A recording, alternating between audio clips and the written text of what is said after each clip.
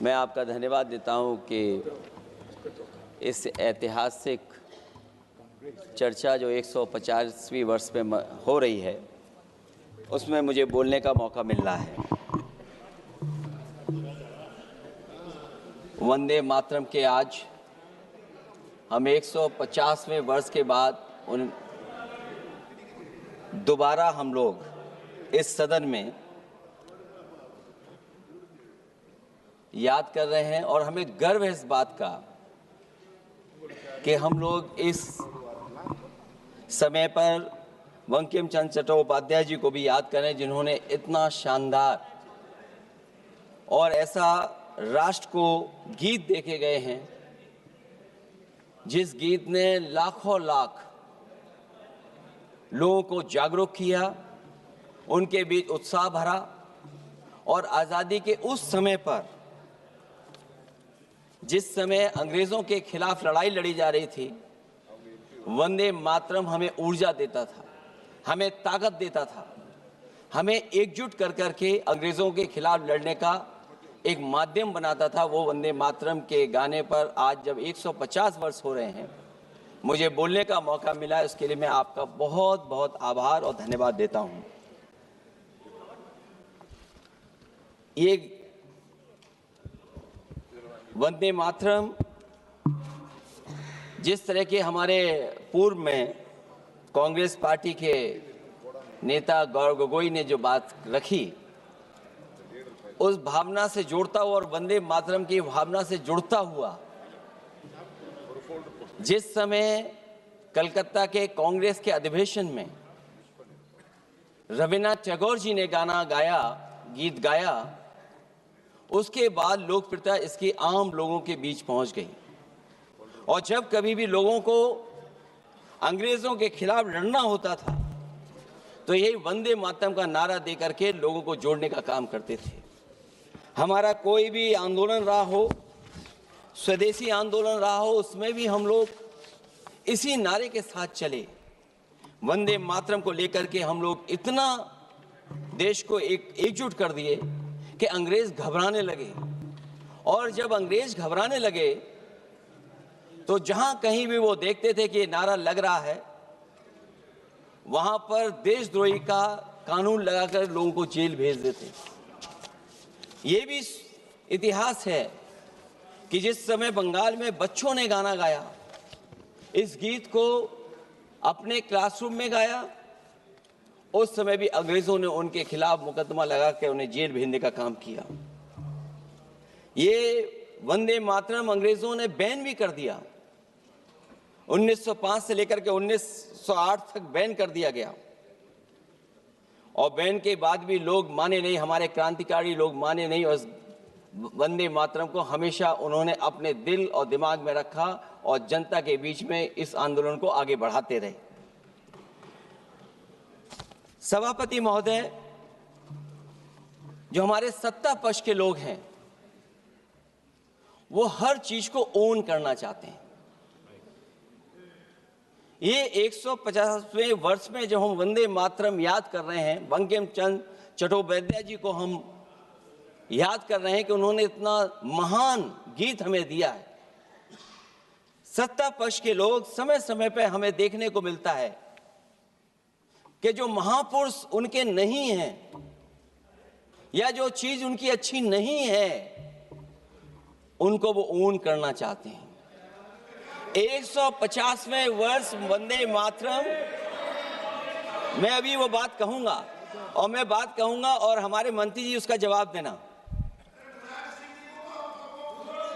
सभापति महोदय, क्योंकि ये बात ओन करने की आ रही, अपनाने की बात आ रही, तो मैं सभापति महोदय, मैं अपने सत्ता पक्ष के लोगों को याद दिलाना चाहता हूं। सत्ता पक्ष के लोगों की जो पार्टी आज है भारतीय जनता पार्टी, जिस समय गठन हो रहा था, हमारे मुंबई और महाराष्ट्र के लोग जानते होंगे कि जिस समय गठन की चर्चा थी उस समय आपके जो अध्यक्ष चुने गए थे उनको जो भाषण देना है उस पर भी बहस चल रही थी और बहस इस बात की थी कि भारतीय जनता पार्टी सेकुलर रास्ते पे जाएगी, सोशलिस्ट रास्ते पे जाएगी कि नहीं जाएगी।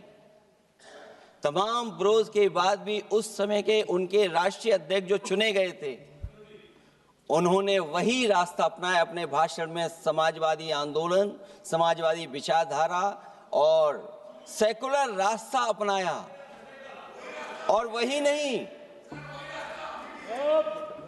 नहीं, जो उनका मंच था उसमें जयप्रकाश जी की तस्वीर लगा करके भी उन्होंने लोगों को ये भ्रम फैलाने की कोशिश की कि जेपी के रास्ते पर भारतीय जनता पार्टी चलेगी। बताएं माननीय मंत्री जी, आप कितने सेकुलर हैं आज, कितने सोशलिस्ट हैं आज? अभी गौरव गोगोई जी ने ठीक कहा, इंडिगो का हवाई जहाज उड़ नहीं रहे कि उड़ाए नहीं जा रहे हैं? उड़ाए नहीं जा रहे। और क्या बात कही गई थी कि गरीब भी उसमें चल सकेगा। इसलिए सभापति महोदय, मैं बात दूसरी तरफ नहीं ले जाना चाहता हूं। वंदे मातरम सिर्फ गाने के लिए नहीं है, निभाने के लिए भी होना चाहिए। सभापति महोदय, आज हम आकलन करें, पीछे मुड़ करके देखें कि हम इस वंदे मातरम को कितना निभा रहे हैं। जिस वंदे मातरम ने आजादी के आंदोलन में सबको जोड़ा, आज के दरारवादी लोग उसी से देश को तोड़ना चाहते हैं। ऐसे लोगों ने, सभापति महोदय, ऐसे लोगों ने पहले भी देश के साथ दगा किया और आज भी कर रहे हैं। ये चर्चा तो जोड़ने का काम करेगी ना अखिलेश जी, क्योंकि आज वंदे मातरम की चर्चा, वही मैं कह रहा हूँ, वंदे मातरम में जोड़ने का ही काम करेगी। वंदे मातरम कोई दिखावा नहीं है, ना ही राजनीति का विषय है। क्योंकि सभापति महोदय, हम जब ये चीज इनके विचारों से, इनके भाषणों से जब बाहर सुनते हैं तो ऐसा लगता है कि वंदे मातरम इन्हीं का बनवाया हुआ गाना है। जिन्होंने, सभापति महोदय, जिन्होंने आजादी के आंदोलन में भाग ही नहीं लिया है, वो वंदे मातरम का महत्व क्या जानेंगे। सच तो ये है कि सरफरोश लोग वंदे मातरम दिल से बोलते थे। उन आजादी के दीवानों के खिलाफ कुछ लोग अंग्रेजों के लिए जासूसी और मुखबिरी का भी काम करते थे। दरअसल ये राष्ट्रवादी नहीं बल्कि राष्ट्र विवादी लोग हैं। जहां विवाद करना हो, कभी अंग्रेज विवाद कर करके, डिवाइड कर करके, डिवीजन कर करके राज किया करते थे। सभापति महोदय, आज भी वही रास्ता कुछ लोग अपना रहे हैं। वो डिवीजन का रास्ता अपना रहे हैं, डिवाइड का रास्ता अपना रहे हैं, दरारवादी रास्ता अपना रहे हैं। इनका इतिहास खंगाला जाए कि इन्होंने आजादी के पहले और आजादी के बाद वंदे मातरम क्यों नहीं गाया। ये सभापति महोदय, आज जब हम वंदे मातरम पे इतनी चर्चा कर रहे हैं, जिस भाव से हम लोग यहाँ बैठे हैं, कम से कम ये भी खंगाला जाए इतिहास में कि वंदे मातरम कुछ लोगों ने कब गाया। उन मुखबरों से ये सवाल पूछा जाए कि स्वतंत्रता के बाद भी उन्होंने अपना गीत क्यों बनाया। उनकी एक रंगी सोच ने तिरंगा क्यों नहीं फहराया। वंदे मातरम सियासत के झूठे राष्ट्रवादियों के लिए नहीं है, गलत लोगों की गलत मंशा पूरा देश समझता है। और केवल यही नहीं ओन करते हैं, कभी कभी भारत माता का जो चित्र है, जो पेंटिंग कभी बंगाल के महान लोगों ने बनाई थी,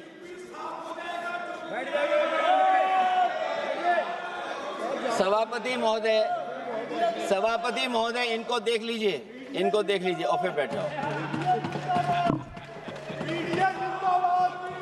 सभापति महोदय, राजभर जी आप बैठिए, आपके नेता। सभापति महोदय, वंदे मातरम का भाव ये भी था कि कम्युनल पॉलिटिक्स नहीं चलेगी और कम से कम हमारे उत्तर प्रदेश के साथियों ने कम्युनल पॉलिटिक्स को अंत किया है वहां पर जहां से कभी इन्होंने शुरू की थी। और सभापति महोदय, वंदे मातरम एक भाव के रूप में हमारे अंदर बसा है। चाहे उसके शब्द न याद हों, चाहे अर्थ न मालूम हो, चाहे पूरा याद न हो, उस सच्चे भारतीय के अंदर देश प्रेम की भावना जगाने के लिए इसके दो शब्द ही काफी हैं। जो सच में देश की एकता और अखंडता चाहते हैं, जो भाईचारे को बुनियाद मानते हैं, उनके लिए दो शब्द भी पर्याप्त हैं जो इस वंदे मातरम से हमें मिलते हैं।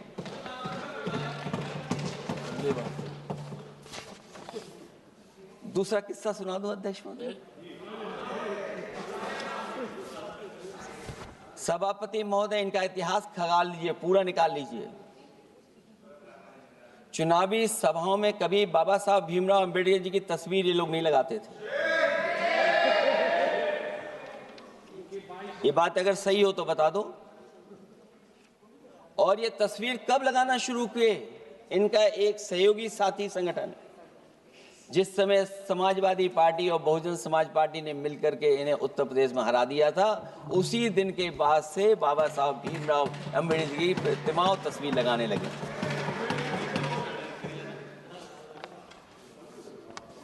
इसलिए सभापति महोदय, ये वंदे मातरम केवल गीत नहीं है। गीत के साथ साथ आज हमें ऊर्जा भी देता है। उस समय क्रांतिकारियों को ऊर्जा मिलती थी, एकजुटता का नारा था, हम साथ लेकर के चल रहे थे सबको, और देश के सभी लोगों ने जाति धर्म को भुला करके एक साथ मिलकर के वंदे मातरम के सहारे अंग्रेजों को भगाने का लगातार कोशिश की। और अंततः परिणाम ये हुआ कि जब देश जागा, वंदे मातरम के साथ साथ जय हिंद का नारा, इंकलाब जिंदाबाद का नारा लगा करके अंग्रेजों को इस देश से भगाने का काम किया। आज सभापति महोदय, जब हम चर्चा कर रहे हैं, हम कैसा देश बनाना चाहते थे और किस दिशा में हम लोग देश को ले जा रहे हैं। सभापति महोदय, मुझे अच्छा लगा कि प्रधानमंत्री जी ने वो बात याद दिलाई कि अंग्रेजों के ज़माने में अगर बच्चे भी वंदे मातरम गा देते थे तो उन्हें देशद्रोही के कानून से जेल भेज दिया जाता था। आज जब हम आज़ाद हो गए हैं तो आज देखिए उत्तर प्रदेश में क्या हो रहा है कि जो प्राइमरी स्कूल है वो बंद किए जा रहे हैं। 26,000 से ज़्यादा स्कूल बंद हो गए। और जब बच्चों को पढ़ाने के लिए हम लोगों ने जिम्मेदारी उठाई, पीढ़ी के समाज के लोगों ने जागरूक होकर के पढ़ाने की कोशिश की, तो कभी अंग्रेजों ने मुकदमा लगाया था बच्चों पर देशद्रोह का। आज़ादी के बाद भारतीय जनता पार्टी की सरकार ने वहां पर मुकदमे उन पे लगाए जो पढ़ने गए और जो पढ़ाने गए।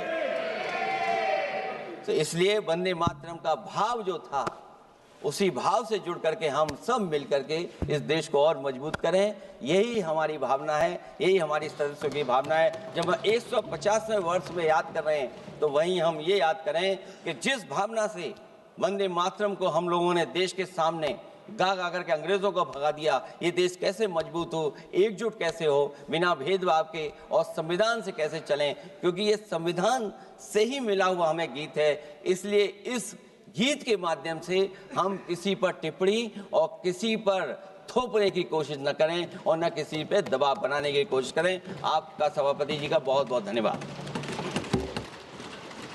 डॉक्टर कौकोली घोष दस्तीदार जी। वंदे मातरम।